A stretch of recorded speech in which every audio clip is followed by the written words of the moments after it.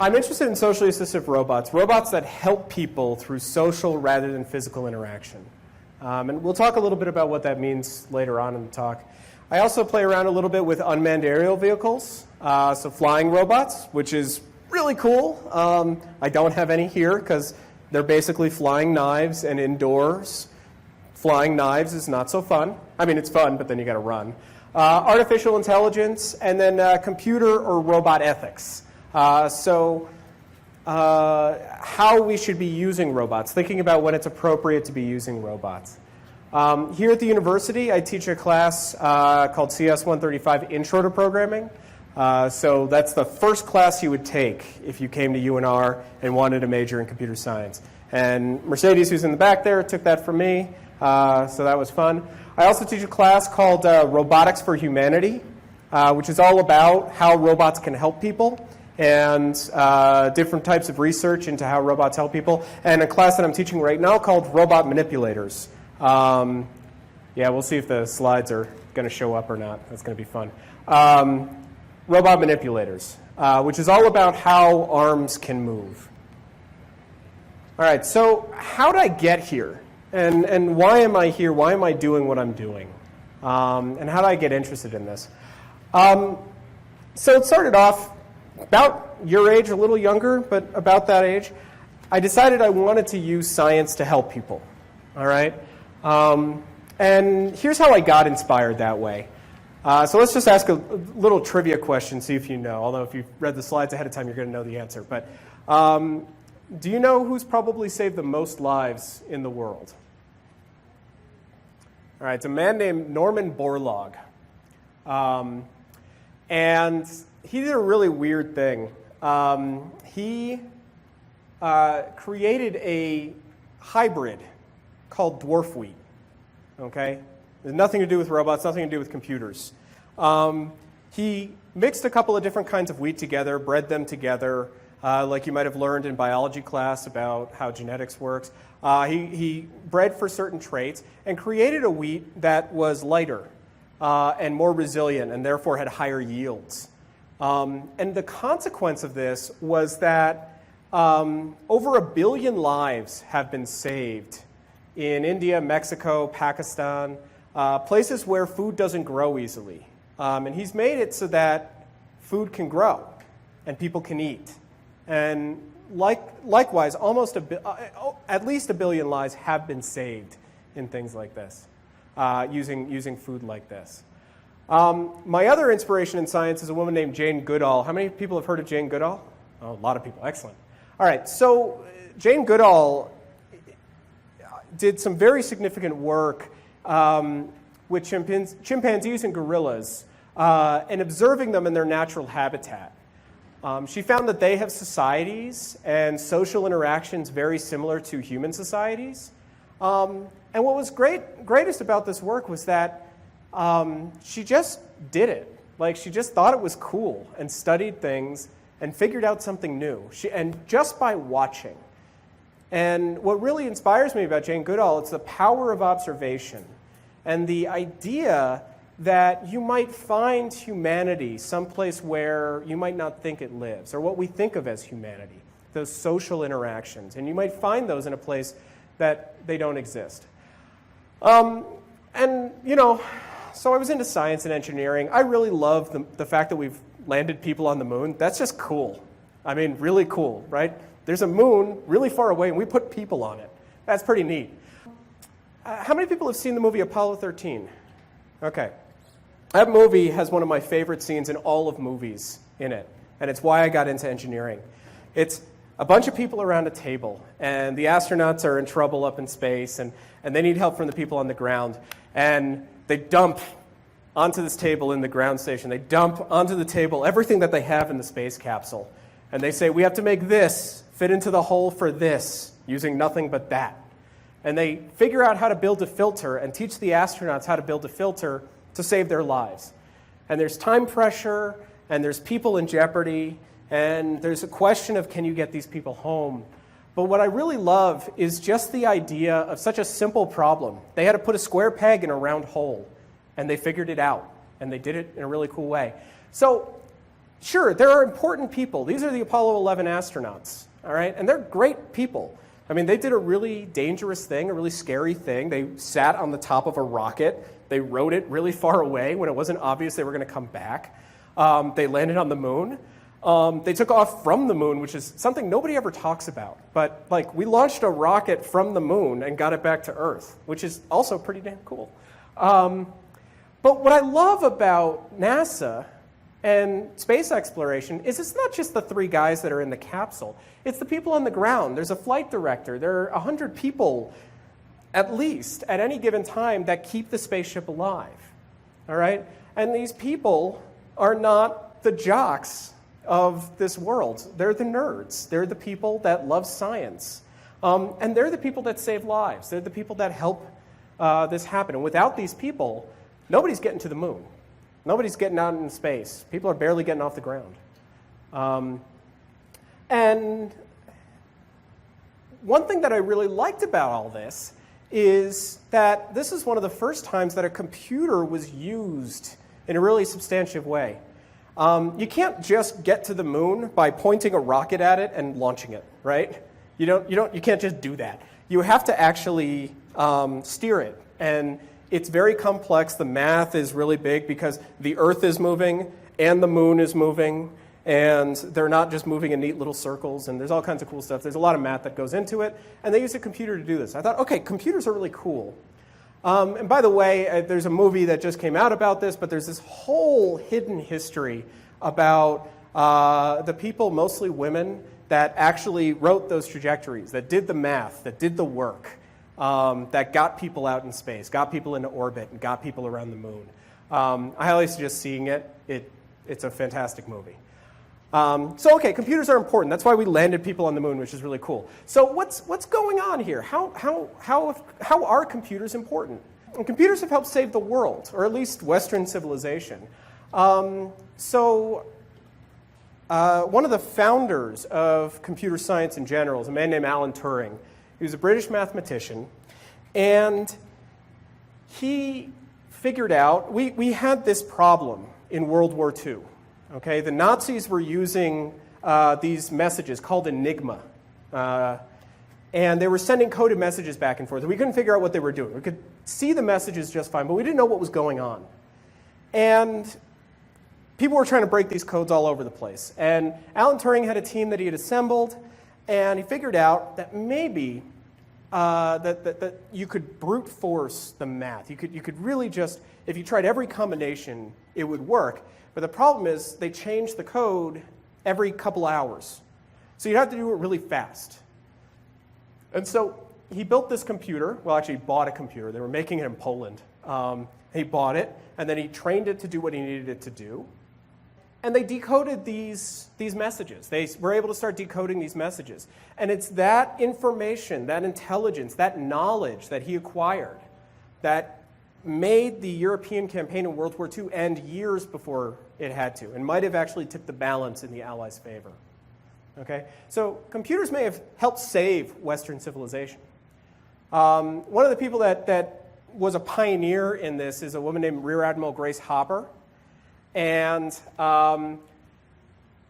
this was another weird thing about computers in the beginning. The building of the computers, the wiring, how you fit it all together, that was thought of as man's work. The programming was an offshoot of math and was women's work. And I don't know why it got divided up that way, but I was the Army in the 40s and whatever. But this woman, Grace Hopper, was a pioneer in the field. How many of you have cell phones or TVs or anything like that? Yeah, you have her to thank indirectly. Without her, computer code, like what you're going to be doing, doesn't get compiled. She made the first compiler. She also found the first bug. Do you want to see the first bug? You'll be able to understand it. There's the first bug. The first bug is actually a bug. Back in the day, computers were actually vacuum tubes, and a moth had flown into one and shorted it out. And that's why it was acting up. And so you said, oh, that's a bug. And they're bugs. That's what it is. It's actually just a bug flew into the works. Okay, so where do you find computers? You find them everywhere. Okay, If you have a car that was made after 1979, you probably have at least one computer in your car. If you've got something like a Prius or a Lexus or something that's kind of a newer car, something that has a lot going on under the hood, it might have as many as 30 computers in there figuring out what to do. And the notion that you actually drive the car is a little bit of a fantastic one. You tell the car what you want to do, and the car actually decides for you if it should do it at this point. So if you hit the brakes very suddenly, a car now will actually sense whether the wheels are slipping. Something called anti-lock brakes. The technology's been around for a while, but the traction control now has gotten really good where the car is actually able to give you some intelligence about whether it should go. How many people like video games? All right, so video games is one of the places where computers actually kind of hit the mainstream. This is the people using the Wii and all of that, and I liked that as well. And then robots in space. We haven't been to Mars, except we have been to Mars. We know what's going on there because we've sent scientists. It's just they're in the form of robots right now. So we sent these robots. This is Sojourner in 1997. This is Spirit and Opportunity in 2004. These guys were controlled from the ground. So we send a command up to these rovers, and the rovers do it. Okay? And that's pretty cool. Although there's like a 5-minute delay, I forget, from here to Mars for signals to go back and forth. So you're not just sitting there with a remote control making it all work. You're sending it a command, and it's doing a couple of things and then telling you how it all went. And then you get a picture back or not, whatever.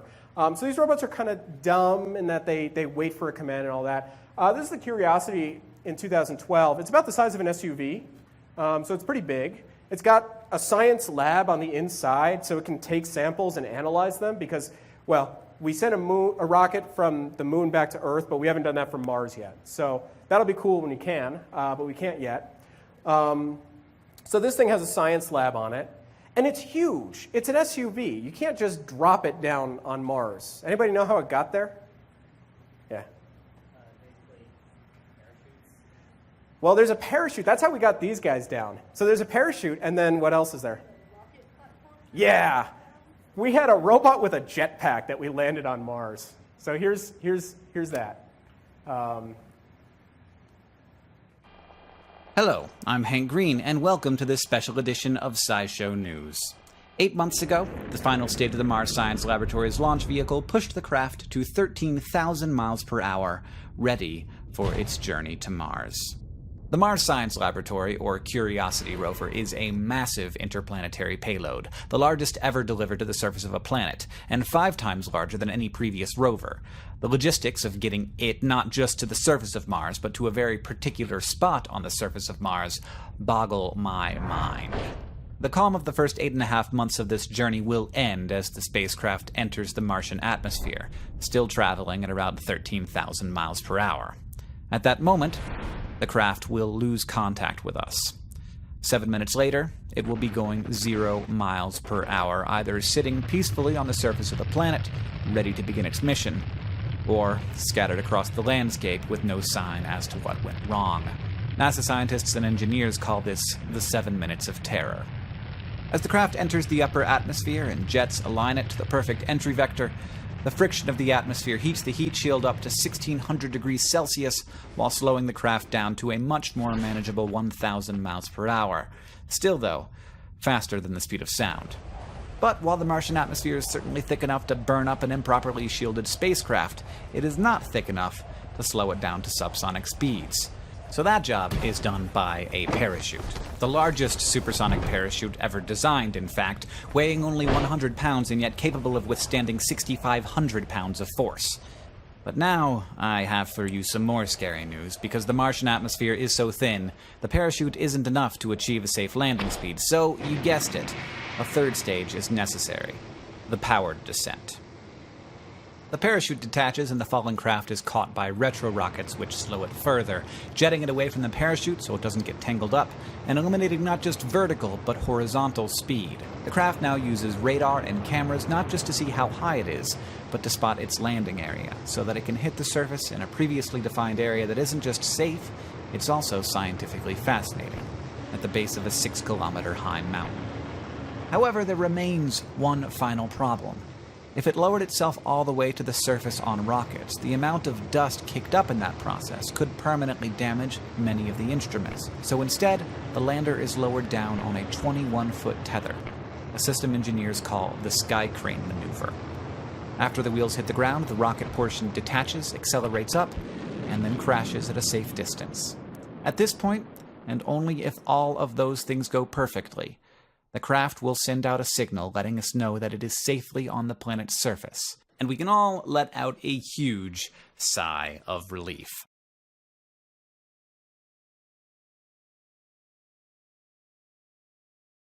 I don't want to give away the ending, except they made it, so all's cool. What's really interesting about this is, again, Mars is about 5 light minutes away from Earth. So there's no human being that can control that. It's way too much of a time lag. Imagine if you were driving a car, except every time you hit the gas pedal or turn the wheel, it took 5 minutes for that action to happen. How well do you think you could, get somewhere? Probably not too easily, right? Now add rockets, and that's the problem they have. So there's not a person that's actually flying this thing. There's a computer. And so this thing doesn't happen without computers. And by the way, this is all just one big robot, or like 5 big robots that are landing on Mars. So I thought that was pretty cool. Apparently I got to go over here to make it go. All right, so the other way that computers have probably touched your life a little bit is animation. So this is the character creation from Brave.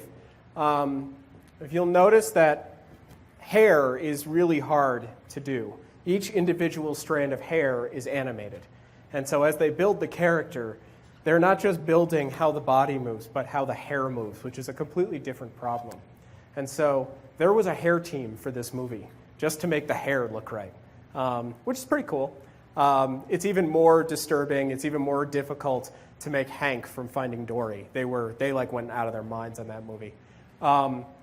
But what's going on here is really interesting, because it's not just making a character that looks realistic. It's making facial expressions that mirror what we're doing, but not exactly.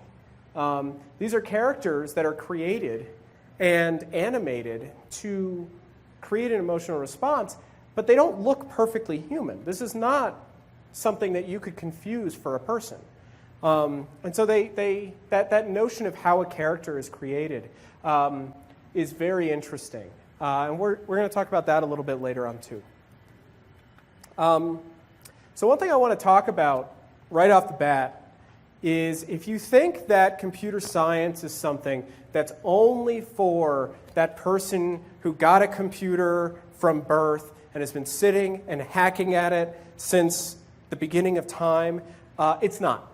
75% of people taking Intro to CS are taking, it's their first experience with computer programming. Okay? So if you're interested in computing at the college level, it's something that you can do, and it's not assumed that you have to be, sitting in the dark, huddled by yourself and figuring out how a computer works. And if you haven't taken a computer apart 5 times, you're not going to be able to do it. That's not the way it works. In fact, by far, most people are seeing this stuff for the first time. All right, so before I move on to the rest of the team here, I just want to ask if there are any questions on what I've talked about so far. And then we're going to get into robots and stuff. All right, cool. So next up is Mercedes. I took CS 135 like everybody who is a CS major will, and one of the projects was a robotics project, and Dave was like, so if you get a 100%, come talk to me about joining the robotics lab. And I got a 100%, and I've always thought robots were cool, and so I sat in the quad and cried for an hour. I was like, I need to ask him if I can join, but he's probably joking. He wasn't joking. I went and talked to him. He's like, yeah, are you busy in 45 minutes? We're having our first meeting. Here's the key to the door. And just like that, I joined the robotics lab. I built all the robots in front of you, as well as the magnets. And I helped design the lesson we're about to go through. And it's fulfilling and a lot of fun. Cool. All right, so Blanca. Thank you, Mercedes. Hi, guys. I've been at this university for 10 years now. I started out in mechanical engineering, and I did that for a couple of years. But I was simultaneously working and the school load with the workload became a little bit overwhelming. So I went into something that fit with some of the credits that I had, but still was also something that really excited me, but was really different, which was teaching math. So I got a degree, a bachelor's degree, to teach math. I went into teaching for a little while, and while I was doing that, I decided that I would get a master's in education. And then recently, if this isn't confusing enough yet, I decided that, getting a minor in mechanical engineering, I didn't get to finish the thing that I wanted to do, but mechanical wasn't really where I wanted to be anymore. For some reason, the last couple of years, I've been curious about computer science. So I switched, and now I'm doing a master's in computer science, but I've still got that education lens in the sense that I'm still really interested in understanding how we can bring computer science into K through 12 education, so that kids like you guys, if you're interested in computer science, you don't have to wait until you get to the university to figure out that you like it or not. So I'm still, what's exciting to me about doing all of this and joining Dave's lab is I still get to use both of the things that I really care about. And long term, really long term, because I still have to get a PhD, is I'll be able to teach computer science at a university level. So it, in some sense, although it felt really awful at the time doing these weird changes, it's actually turned out to be something that's really worked out for me and really worked into the different ways and the different interests that I have. I feel like I've learned a lot along the way.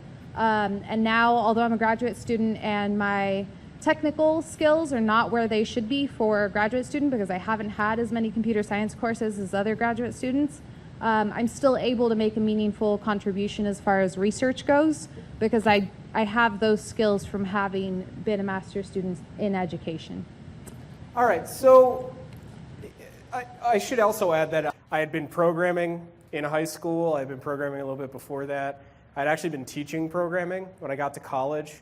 I took a computer science course, and I had been teaching it longer than the professor had, which was fun. It was weird, but I didn't want to be a computer science major, and I had decided I wanted to be a biomedical engineer because that's the way I could help people.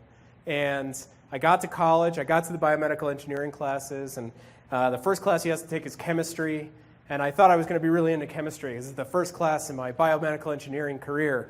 And I spent all the time I should have been doing my chemistry homework, helping other people with their computer science homework. And I realized at the end of the day that if that's where your desire is, that's where you should be going. If that's what you're motivated to do, that's what you should be doing. So what do? I spent some time making robots do cool things, okay? We've got flying robots. Yeah, we can fly. We've got robots that can pick things up and move things around a table. We got robots that could, for example, help you out around the house. I mean, very slowly, but it could help you out around the house. We got robots that could give you a tour of a building or something. So we're making robots do things. Okay, this is robots playing poker. I like that. We also try to ask questions about what a robot's capabilities are.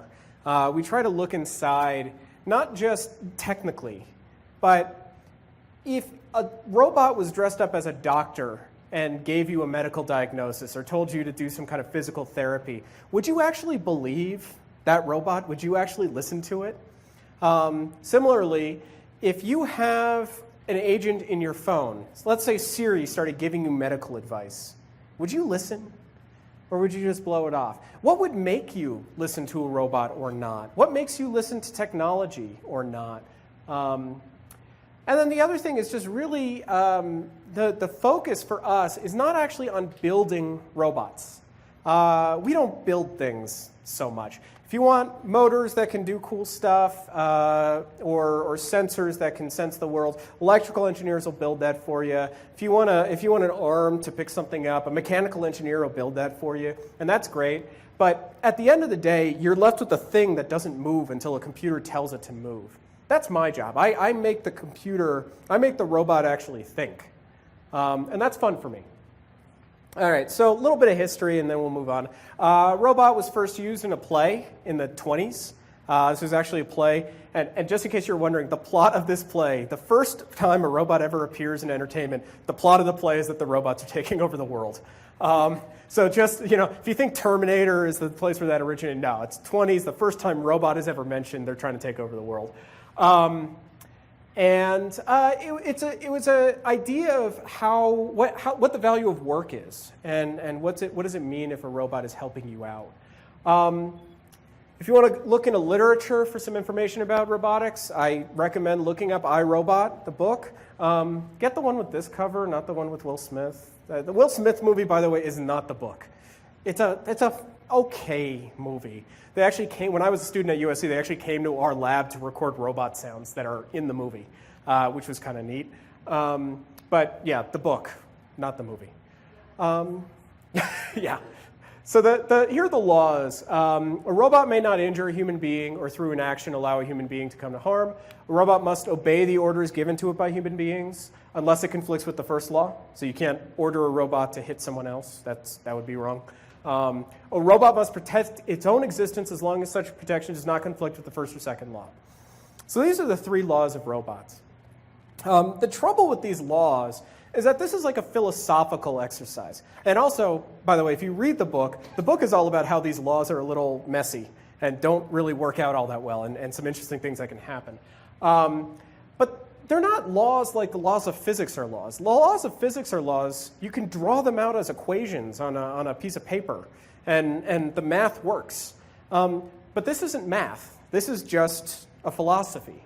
So even the idea of these 3 basic laws of robotics is really hard to do. And the other thing I want to do when I'm here is I want to kind of calibrate what you might think of when you think of a robot. So because of the movies and because of TV, when you think of a robot, you might be thinking of this guy. Might be thinking of this guy, depending on how old, young you are. These are the same as these. You might be thinking of this guy. You might be thinking of Johnny Five. That's great. You might be thinking of Wall-E, or you might be thinking of this guy. By the way, so when I moved to LA for grad school, it was 2003. That's when Arnold Schwarzenegger got elected. So it was just like I'm starting a PhD in robotics, and a robot just became governor. It's just weird. It was very surreal. And then we met him once, and it was even more surreal. So that's how the movies want you to think about robots. But try thinking about this. So try thinking about autonomous cars. That's a robot. That's something that's trying to move somewhere without hitting things. It's making decisions on its own. That's a robot. And by the way, all the roboticists who are graduating now are getting jobs at car companies because they're really shelling out. You might think of robots playing soccer. Here's something, robots doing surgery.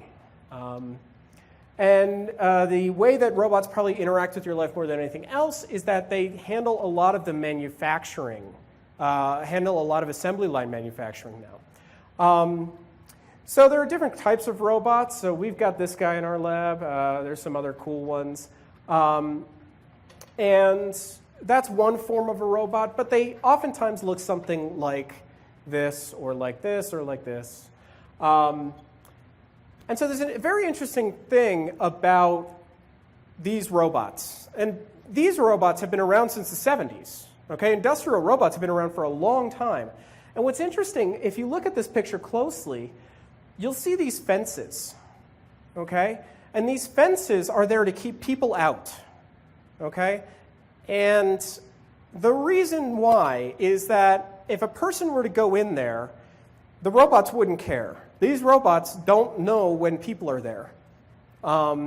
They would just keep moving. And if you happen to be in the way, that's really too bad for you because the robot arms are really strong.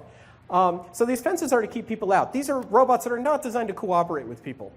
And by the way, this is not an uprising about to happen because these robots are not moving. They have no legs or wheels or anything, so don't worry about that. So we want to make robots that can work next to people. So here's an example of that. This is a new robot called Spot Junior, or Spot Mini. And it's really cool. It can move around the house pretty nicely. It can help you out. It can clean up dishes. It can do stuff. This is all, by the way, this is all completely autonomous. The robot is deciding everything that it's doing right now. And it's really doing it well. It's slow, but this is actually, for a robot, this is really fast. This is the other thing. I'm not showing you that out of cruelty. I'm showing you for two reasons. One, to make a point, and two, also this robot gets back up again. For most roboticists, if a robot falls down like that, it's game over. Game over for the guy who drove it or the guy who wrote the code that made it fall over like that. But that thing got right back up. And any roboticist watching that was like, wow, this is cool. But I want to talk to you about the reaction you all had to that. Okay? The robot fell down, and you guys all got really startled and really worried. If I knocked a book off a shelf, you wouldn't get worried about the book, right? You wouldn't feel anything about the book. If you knocked that sheet of papers off, you might feel bad that you knocked the paper off, but you wouldn't feel bad for the paper. But you guys felt bad for that robot for a little second there, right? If I show you people smashing a computer, you don't feel bad for that computer. You're not like, oh man, think of the children or something. Like, you might feel bad for the bank account, fine. You might, but you don't think that guy swinging the hammer is like a bad guy. You might think he's a little weird, but he's not a bad guy for smashing the computer, right? Same deal. Who's seen this movie? Okay, one at least. Good. Two. Good. Okay, so these are not bad guys for breaking the printer. And you probably know why the printer's getting broken, right? Okay, so this is what I do. We have people mistreat robots to figure out why. Because, let me tell you, this guy is a villain on the internet right now. This guy's named Hockey Stick Guy. Boston Dynamics, the same company that made the Spot Mini, released this video. This is an example of how robust this robot is, that, you know, he can push it back with the hockey stick. He can knock the box out of his hand, and it's still standing. It's ready to come back and pick up the box again. But man, the wonder that roboticists had for how amazing this robot is and how cool this robot is was instantly overpowered on the internet by the tonnage of people going, robot bullying is real, and this is how the robot apocalypse starts. So, and it's impressive because this robot doesn't feel. It doesn't even know that it knows it got pushed because it doesn't fall down, but it doesn't feel anything. It doesn't feel pain. It doesn't feel mad at the guy, contrary to what the internet really thinks is going to happen. It doesn't feel bad, but we think it feels bad. And we hate that guy with the hockey stick. Google hockey stick guy. Not now, but later. Google hockey stick guy. I guarantee you there are some dark pages about this man. Same company again. They really like mistreating their robots. But, if you start kicking a robot, like this thing isn't getting hurt, but do you feel like this guy's kicking a dog a little bit? Probably a little less because we've been talking about it. But it looks like that guy's kicking a dog. And you hate that guy a little bit. I think that's hockey stick guy still. I think that's just one guy who just beats up robots all day. And he's pushing it around an icy parking lot. For a roboticist, that's like, wow, that robot's really adapting well. It's not falling over. Cool. But for everyone else, for people who don't spend their lives, taking apart and putting back together robots, this feels cruel, right? So we saw this reaction. I had an undergrad in one of my classes. He was a junior, and he was taking my class, and he saw some of this stuff, and he was like, yeah, so let's mistreat some robots and see what happens to people. Let's see what actually happens. So you guys felt some sympathy for these robots. So we took a robot.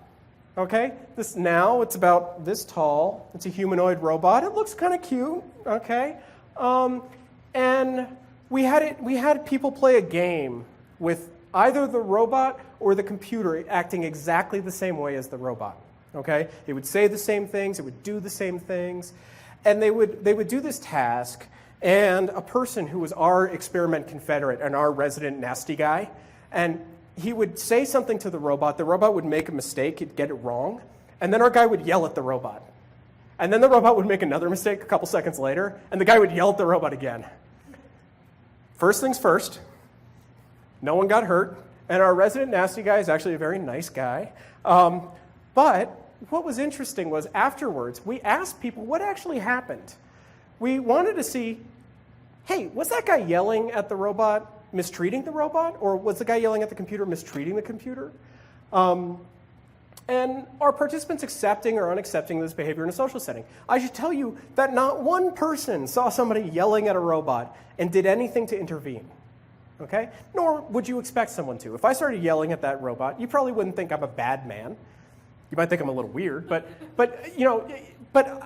you probably wouldn't think I needed to be stopped. You might think I'm mean, but you wouldn't think I needed to be stopped. So that makes sense.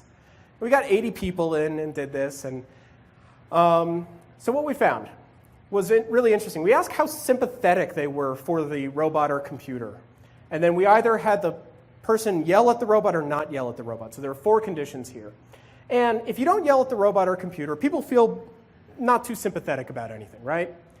If you yell at a computer, you're like, yeah, that computer did something wrong and that guy yelled at it. Like, okay, fine. And they feel less sympathy for the computer. If you yell at a robot, you start to feel more sympathy. And you feel like the robot has more emotional capability. You feel like the robot has feelings after you see it get yelled at. That's kind of interesting. But we thought, okay, but this robot's kind of small and cute and childlike. What happens if you take a big robot? So we did, this is our robot Baxter. It will not start the robot apocalypse if you yell at it. Again, it has wheels, but they're not motorized, so it can't move unless you move it. So don't worry. The now, it's just cute. It wouldn't hurt you. So we did the same thing, 1 large robot, 1 small robot. And we found that with the large robot, you don't feel any sympathy. You don't see any mistreatment. You don't really feel any emotional capability, even if it's yelled at. But with the small robot, you do. So that was interesting for us.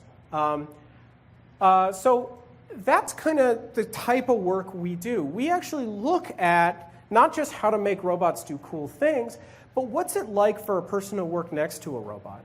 So what we learned from this study, what we learned from these studies, is that if you have a robot and you treat it like people sometimes treat a copy machine, where they kick it and yell at it when it doesn't do things exactly right, that might affect people more than, it might affect people the same way that it affects people when they see people yelling at other people.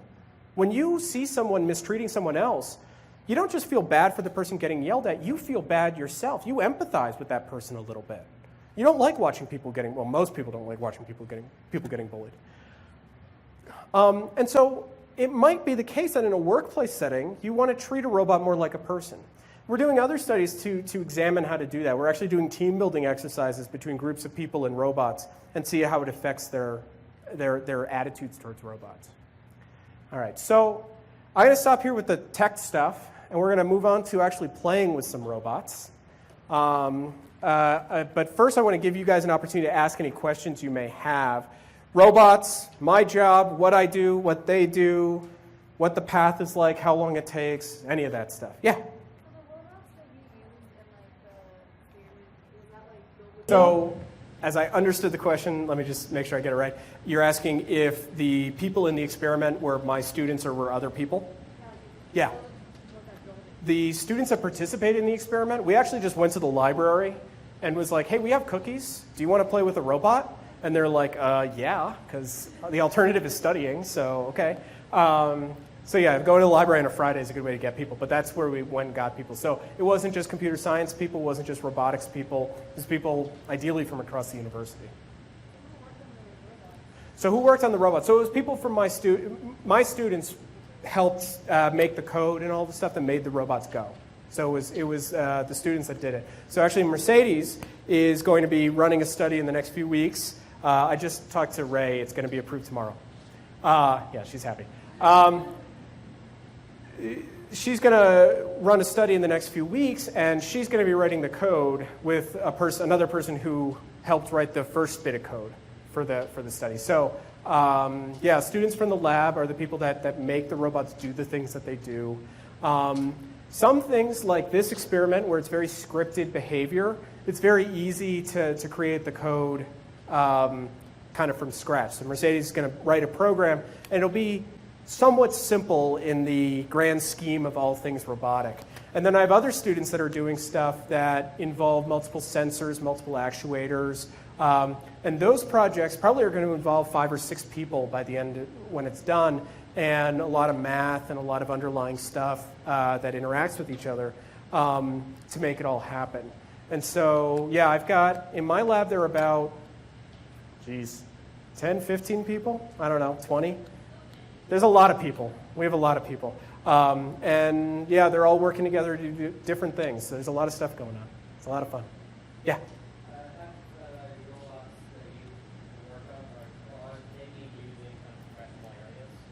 So the question was, have robots that I've been working on, are they being used in professional areas? And not, well, so the Baxter Robot, the tall guy here, this robot is actually designed for manufacturing to be working next to people. So there are factories you can go where Baxter is doing stuff. Now, it's putting things in boxes, sorting things into one pile or another. It's simple stuff, but what's really cool is that, you know, they can, if they're understaffed for a day, they can just kind of roll out Baxter, turn it on, and it'll start sorting. So they use it sometimes to sort of fill in for someone who gets sick or something, so they don't have to shut down an entire line. But none of the code that we do is directly used right now in a professional setting. Generally speaking, as researchers, we do something to get it to work just barely, and then we move on to the next thing. We don't take time to make it perfect unless we're going to be using it again and again. A lot of times what we do is we get something right, move on. Somebody else comes along, reads our paper, and then does it and makes money off of what we do. It's the life. Let's get you guys playing with some robots. And so the point of this exercise today, and Mercedes is going to talk about it, the point of this exercise is we want you guys to practice making robots do stuff. You're actually going to be programming a whiteboard with magnets, okay?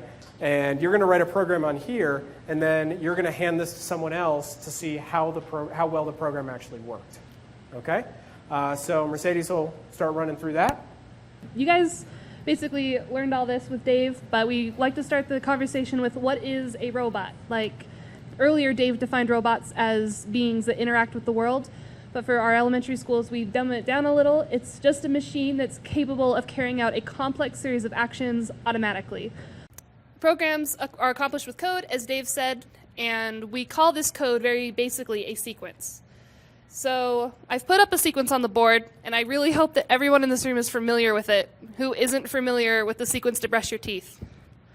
Oh, it's my favorite. I love that no one raises their hand. So who can define a sequence for us? Yes? Yeah, it's a step-by-step order. Does anyone have anything else? Uh-huh. A defined series of actions that happen step by step. This feels like a really good definition. I love it. So, right, it's step by step. The order of these steps matter. However, sometimes the steps can be switched a little. Okay, so we'll go a little bit quickly through this, but we're going to act like robots brushing our teeth, okay? So first we start, and then we pick up the brush. We bring it to our mouth. We brush our top teeth, and then we spit, and then we brush our bottom teeth, and we spit, and then we put it all away. So it's a very simple sequence that you don't really think about as a sequence every single morning. But talk about these questions with your neighbor, and we'll convene again in a bit.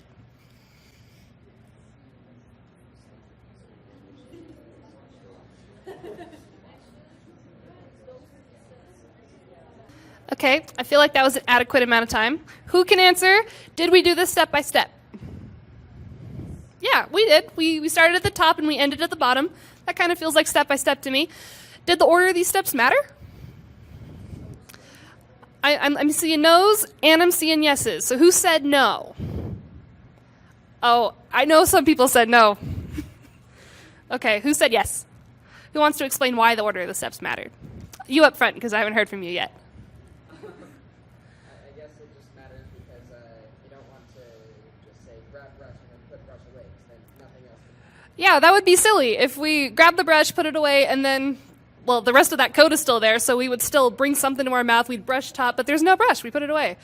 And, like, could we I meant we could spit twice and then grab the brush, I guess, but for what purpose, you know?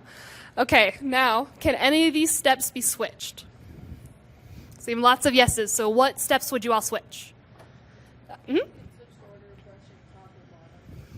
Yeah, like one morning you wake up and it's like, today I'm going to kick it up a notch. I'm going to brush my bottom teeth, then my top teeth.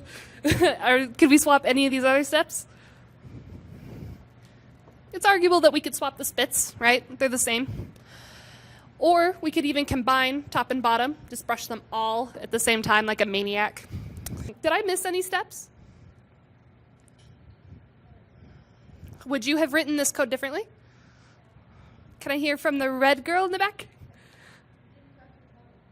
We didn't brush our tongue? Yeah, I forgot that step. Yes? We didn't put toothpaste on the brush. We didn't even clean after. We're total slobs. Yeah? And we didn't rinse with water. I forgot all these steps. But would you agree that we still brushed our teeth? Yeah. So even though my version of this sequence is different than how you would have written the sequence to brush your teeth, that doesn't mean it didn't accomplish the goal. So keep that in mind forever. Just because you do something a little bit differently than someone else doesn't mean it won't do the same thing or even better. So it's hard to read, but this says first pants, then shoes. So like the most basic sequence we do every single morning. Gotta put on my pants, and then I put on my shoes, and now I can leave. So before we move on, what other sequences do you guys do in your regular days? Yes? She packs her lunch. So what's the sequence of that?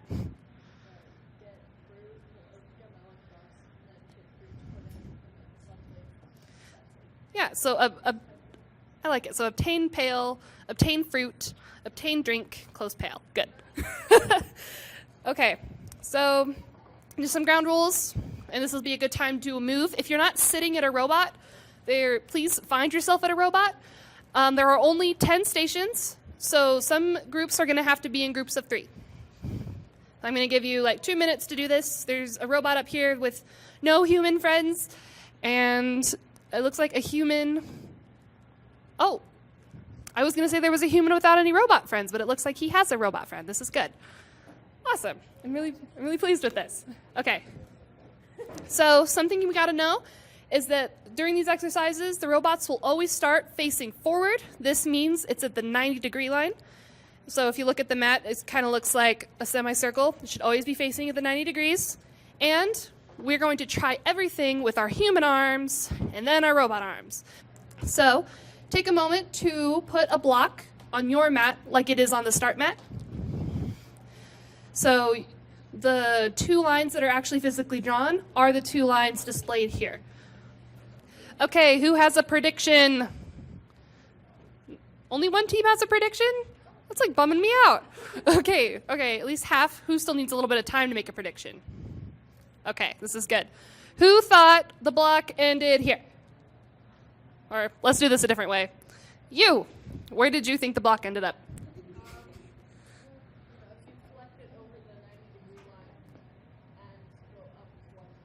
So here? Okay, who else thought it ended here? Did anyone think it ended anywhere else? That's okay. Sometimes we all come to the same conclusion, but we haven't really tested it yet, so now it's the fun part. Okay, so if you look down at your robot, you'll see a configuration kind of like this. You'll see 3 buttons and a joystick. So who here has played a PS4, or actually, let's go old school. Who's played an NES or used a computer mouse or a keyboard or anything with a cord on it? Good. I'm happy to see it. All day, every day is what I just heard. That's awesome. Game is life. Okay, so you'll notice that in those situations, the cord is always coming out the top, right? Not this time. This time, the cord comes out the bottom. You need to hold the remote, or at least the joystick, by the cords, or else your joystick is going to be upside down, so just keep that one in mind. And here officially are the controls. If it didn't jerk and twitch to life, raise your hand. Your robot is broken. Excellent. I'm happy to see that. Okay, quick, turn it to the right.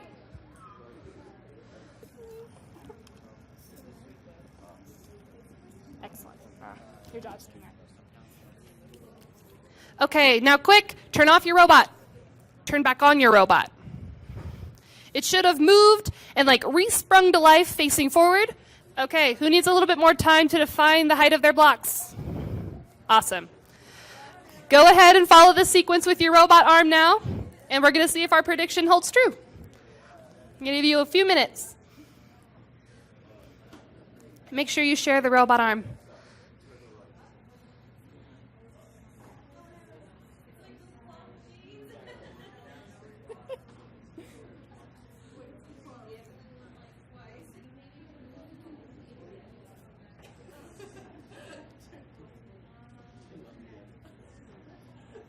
It's okay if your blocks fall over. The robots are kind of hard. Now that we've tested, who can confirm or disprove this hypothesis that we came up with? Did the blocks still end up here? So that was good. We just followed our first robotic sequence. Yay, everybody clap your hands. It's awesome. Okay, we're going to kick it up to another level. You're about to write your first robotic sequence. Bum, bum. All right, I've given you a start mat, and I've given you an end mat, but I didn't give you any sequences. So you're going to use your magnetic blocks on the whiteboard to arrange your own sequence to try to solve these mats. So I'm going to give you 4 minutes to write sequences with your code blocks that will solve these 2 mats. Go ahead.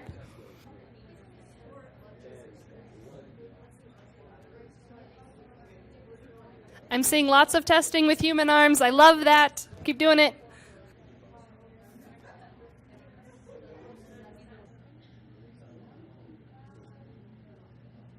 When you feel like you have a solution, wave your hand at me so I know. You have 2 more minutes, and then we're going to change gears just a little. Person on the right, you are a programmer, and you are going to read the sequence out loud to your friend, and they're going to have to move the blocks as though they were a robot, but they can't see, right? So make sure that it actually works, and then if it doesn't, maybe move some code around.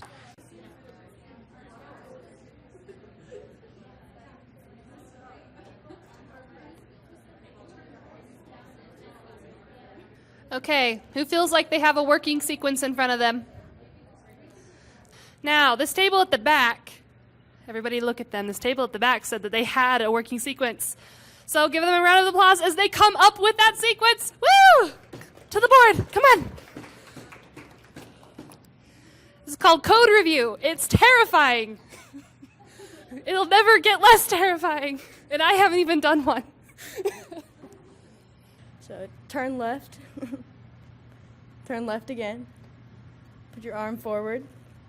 Open your claw. Okay, this is hard. Put your wrist down. Close your claw. Put your wrist up. Turn right. Turn right again. Put your arm backwards a little bit. Put your wrist down. Open your claw. Put your wrist up. And close your claw. We're going to talk about another kind of thing that goes along with programming, and it's this debugging word that Dave talked about earlier, you know, the moth and the computer.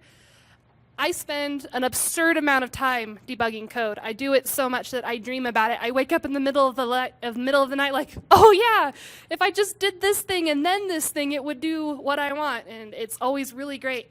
So, in order to simulate that experience for you, I've given you some stuff. I've given you a sequence, I've given you an initial mat, and I've given you an expected mat. Now you'll notice this is not a final mat, this is an expected mat, because that code is not going to give you this. You need to determine what the bug is, and then rewrite the sequence so it works.